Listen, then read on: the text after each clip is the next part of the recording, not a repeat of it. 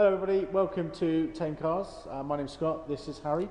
We're going to talk to you today about tyres. Harry's been through a lot of training recently on tyres. He's got a lot of knowledge about it, so we wanted to get it out there to everybody else. First of all, Harry, from what you know about tyres now, at what point should you replace a tyre? There's a lot of debate on when you should change your tyre, what mil you should change it at, and a lot of people think 1.6 is fine because that's the legal limit. However, when you actually look deeper into it, you should be looking at around 3 mil when you change your tyres. Reason for this is that's the sort of stage where things start to go downhill in the performance end of it. Also, when you look at the facts behind it, such as dispersion of water, you've got 3mm tyres on a car will disperse around 15 to 30 litres of water per second. Whereas you look at a 1.6mm tread and it will disperse about 5 litres, so obviously there's quite a big jump there. Also, stopping distance wise as well, with the 3mm tyre tread on it, you'll be looking at around 11 car lengths difference between the 3mm and the 1.6mm. Also, when the 3mm tread one has stopped, the 1.6 one can still be travelling at 50 miles an hour, so there's quite a significant jump in that as well. What about things like tyre pressures? Does that play a part in it? Tyre pressures are key. A lot of people don't understand that, but they really are. People advise that you check them once a month. It's probably the best time to do it. 80% of blowouts on the road are due to tyre pressures, incorrect tyre pressures. So underinflation, overinflation, both of those can cause it. You've also got to look as well, when you're overinflating your tyres, the middle tread is wearing quicker than your inner and outer treads as well. Underinflation does the opposite, with your inner and outer tread wearing quicker than your middle tread.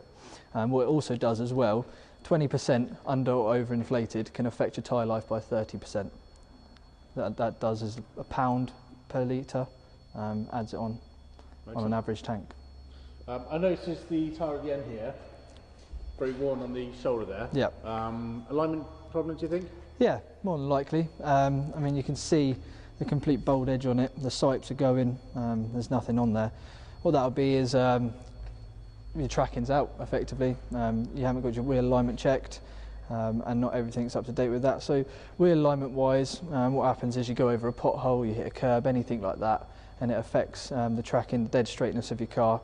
It causes uneven wear on your tyres, as you can see here by the wear on there, and that also, take for instance the 15 or 16 inch alloy, 4mm misaligned either way, you're looking at sort of a 2.5% increase in fuel consumption as well, so it's quite a significant amount there.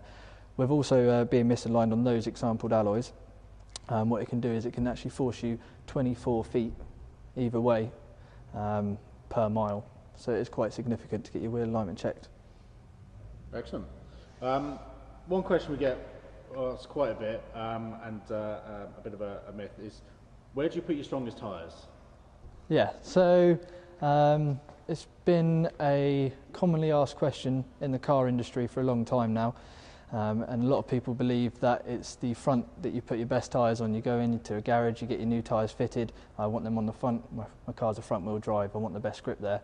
Actually, you want the best grip on your rear. The reason for this is it prevents oversteer.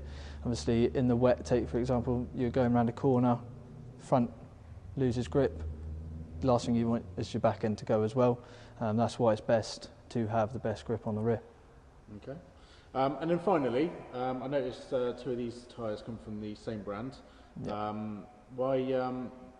Why Falcon? Why that brand? Okay, well, if we look at this one, this is a Falcon tyre.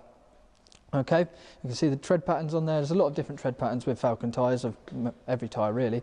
But this here is a mid-range tyre. The difference between a mid-range tyre and a budget tyre is really significant. You look at budget tyres, they are what they say. They're made to budget. A mid-range tyre, however, they've got the money behind it for the research and the development into there. They're put onto original equipment. This one, for example, is for Volkswagen. You look at budget tyres, you won't find any on there for original equipment on cars. Also, it's a comfier ride. You look at premium tyres, mid-range tyres, they're a lot more of a comfier ride than the budget tyres you're getting. And also, there's lower weight on there as well. So again, it helps with fuel consumption, the ride you get in the suspension as well, the wear on that. So it really does pay to go mid-range rather than budget, even if the price is a bit cheaper. It's the only thing between you and the road. It's worth an extra £20. Excellent.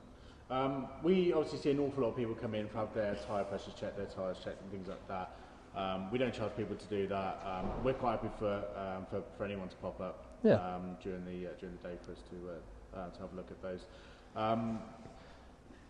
If you're looking for someone to check your tyres, whether you're looking for new tyres or anything like that, Harry or Andy or Kirsty on the service desk, very knowledgeable, as you can say.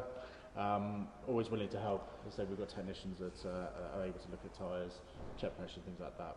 Whenever they're available. And it really is the best time to get them checked now. You're coming into the winter season, you want your car to be prepared for most things on the road, and it doesn't hurt to, obviously, like Scott said, just get your tyres checked, give you the peace of mind as well. Thank you, Harry. Thank you, Scott.